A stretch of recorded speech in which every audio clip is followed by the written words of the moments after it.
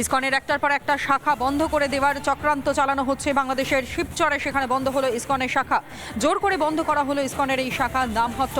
সেনাবাহিনী এসে গাড়িতে তোলে ইসকন ভক্তদের, ইসকনের প্রতিষ্ঠাতার ছবি সহ নামানো হয় বোর্ডও।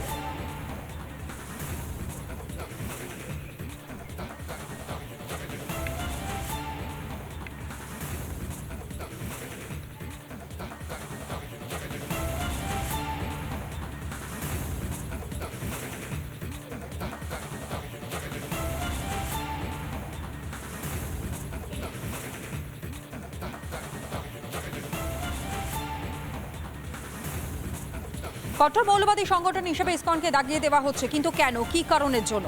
সাধারণ মানুষকে জাগরণ করবার একটা প্রয়াসে যে ইসকনের তরফ থেকে নেওয়া হচ্ছে, সেই কারণের জন্যই কি এইরকম চক্রান্ত?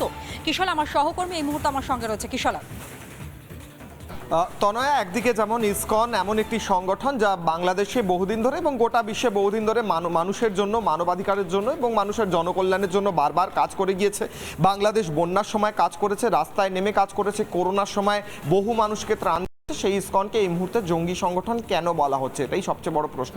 বলা হচ্ছে কারণ হিন্দুদের উপর যখন অত্যাচার হয় তখন ইসকন এমন একটি সংগঠন এবং ইসকনের ভক্তরা তারা প্রতিবাদ করেন। আমাদের সঙ্গে এই মুহূর্তে সরাসরি রয়েছেন ইসকন কলকাতার ভাইস প্রেসিডেন্ট তথা মুখপাত্র রাধারমণ দাস। আমি প্রথমেই রাধারমণ প্রভু আপনাকে রিপাবলিক বাংলায় স্বাগত জানাবো। অত্যন্ত ভয়ঙ্কর একটা পরিস্থিতি বাংলাদেশে চলছে, আমরা প্রতিদিন আপনার সঙ্গে কথা বলছি এই বিষয়, কিন্তু এখন যে বিষয় এসে দাঁড়িয়েছে, একদিকে ইসকনকে ব্যান করার সিদ্ধান্ত হচ্ছে হাইকোর্টে, সেই প্রসেস চলছে, বলা হচ্ছে ইসকন একটি কট্টরপন্থী সন্ত্রাসবাদী সংস্থা। অন্যদিকে শিবচরে ইসকনের একটি নামহট্ট সেন্টার, সেখানে সেই নামহট্ট সেন্টার বন্ধ করে দেওয়া হয়েছে, কট্টরপন্থীরা করেছে। শিলা প্রভুপাদের ছবি সহ একটি ব্যানার লাগানো ছিল, সেটি ছুঁড়ে মাটিতে ফেলে দেওয়া হয়েছে এবং সেনাবাহিনী সেখানকার ভক্তদের নিয়ে গাড়িতে করে চলে গিয়েছে, আমরা জানি না কোথায়। আপনারা এই বিষয়ে কি করছেন?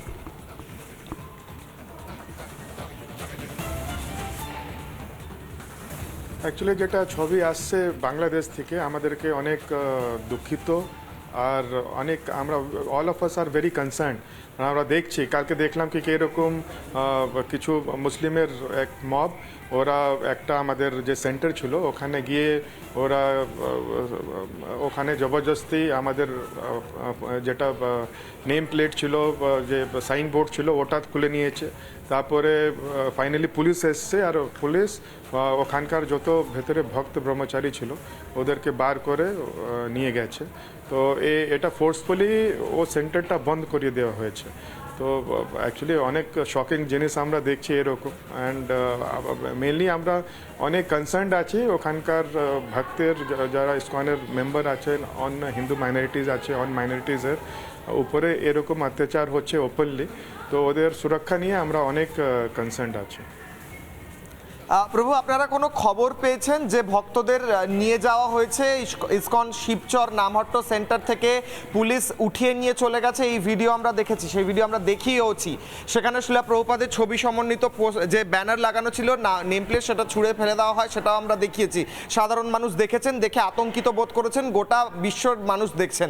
সেই ভক্তরা এখন কোথায় আছে? তাদের অ্যারেস্ট করা হয়েছে না তাদের সঙ্গে কোনো যোগাযোগ করা সম্ভব হয়েছে কি? আমাদের কাছে কোনো আপডেট নেই, আমরাও চেষ্টা করছি। আপনারা কিছু খবর পেয়েছেন?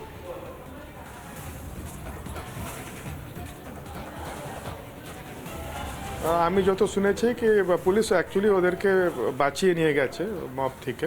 তো নিয়ে গিয়ে ওরা চলে গেছে, অন্য জায়গায় চলে গেছে, সেফ জায়গায় চলে গেছে, অন্য জায়গায়। রাধারমণ বাবু, আপনার সঙ্গে আমি তনয়াও রয়েছে, কিন্তু সব থেকে বড় বিষয়, যেভাবে হিন্দু জাগরণ মঞ্চ গঠন করা হয়, যেভাবে হাজার হাজার সনাতনী হিন্দুদেরকে পথে নিয়ে আসা, প্রতিবাদ করা, এই সমস্ত কিছুকে কোনোভাবে ভয় পাওয়ার কারণেই ইসকনকে সে দেশে নিষিদ্ধ করা হচ্ছে, এমনটা মনে হয় আপনাদের?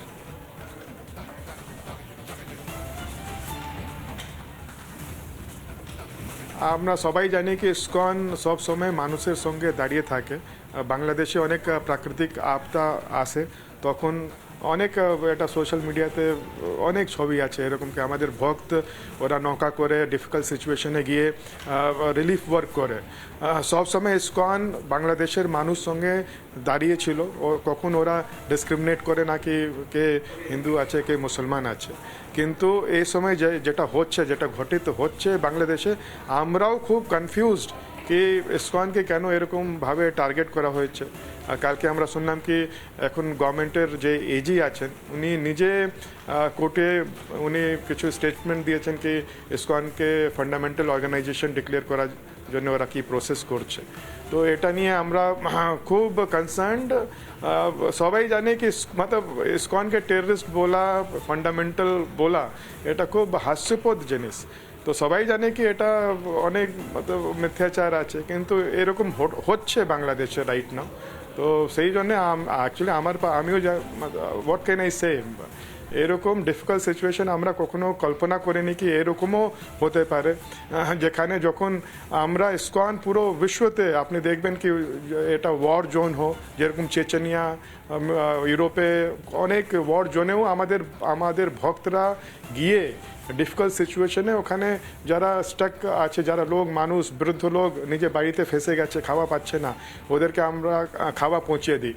যখন ইন্ডিয়া বা পুরো ওয়ার্ল্ডে যখন কোভিডে পুরো ওয়ার্ল্ড গ্রসিত ছিল তখন আমাদের ভক্ত কোভিড সময় অ্যাকচুয়ালি ইসকন ভক্তের জন্য সব থেকে বিজি সময় ছিল, কেন কি আমরা সকাল থেকে বিকাল পর্যন্ত আমরা ফুড লোকের পাশে পৌঁছে দিতাম। আমরা জানি কি অনেক লোকের চাকরি হারিয়ে গেছিলো, ওরা নিজে বাড়িতে বন্ধ ছিল, তো সেই সময় আমরা নিজে ফোন নম্বর দিয়েছিলাম, অ্যাডভার্টাইজ করেছিলাম কি যাদের দরকার আছে। আপনারা সবচেয়ে বেশি কাজ করেছেন রাধারমণ প্রভু, আপনারা সবচেয়ে বেশি গোটা বিশ্বে কাজ করেছেন এবং প্রতিদিন করেন। আপনারা সবচেয়ে বেশি ইসকনের তরফ থেকে সবচেয়ে বড় মিড ডে মিল প্রোগ্রাম চালান, শিশুদের খেতে দেন, যারা দরিদ্র শিশু তাদের, এমনি সাধারণ মানুষ আপনাদের থেকে ত্রাণ পায়, খাবার পায়, বস্ত্র পায়।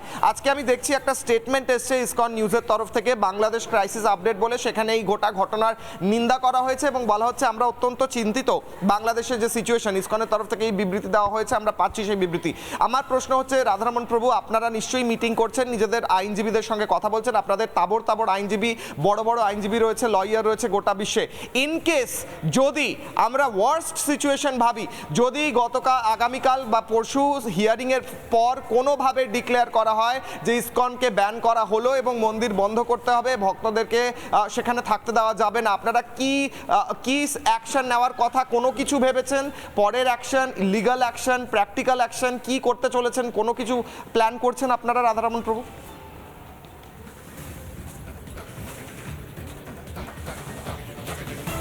আমরা সব জিনিসটা ডিসকাস আমরা করছি। অ্যাকচুয়ালি সিচুয়েশন এইরকম এত ফাস্ট বাংলাদেশে চেঞ্জ হয়ে যাচ্ছে, এটা আমরাও কখনো আশা করিনি কি এরকম হবে।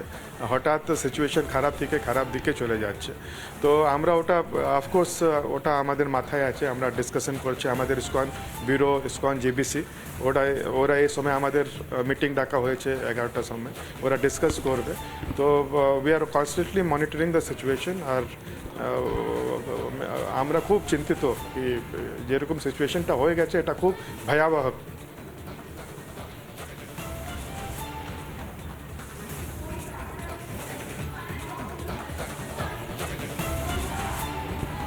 বেশ, রাধারমণ প্রভু আমাদের সঙ্গে যুক্ত ছিলেন, অনেক ধন্যবাদ রাধারমণ প্রভু। এবং রাধারমণ প্রভুর সঙ্গে আমরা কথা বললাম, তিনি স্পষ্ট জানালেন যে ইসকন অত্যন্ত চিন্তিত এই গোটা বিষয় নিয়ে এবং গোটা বিশ্বে ইসকন যেভাবে মানবাধিকারের জন্য এবং মানব কল্যাণের জন্য কাজ করে, তাদেরকে সন্ত্রাসবাদী সংগঠন বলা কতটা দুর্ভাগ্যজনক। এবং তারা বললেন গোটা বিশ্বের ইসকন নেতৃত্ব এবং আইনজীবীদের সঙ্গে কথা বলছেন তারা পরবর্তী পদক্ষেপ ডিসাইড করার জন্য।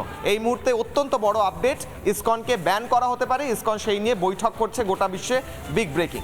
নানা ধরনের কন্টেন্ট দেখার জন্য লাইক করুন, শেয়ার করুন আমাদের ফেসবুক পেজ, সাবস্ক্রাইব করুন আমাদের ইউটিউব চ্যানেল। পাশাপাশি অন্যান্য ব্রেকিং নিউজের জন্য অবশ্যই চোখ রাখুন রিপাবলিক বাংলায়।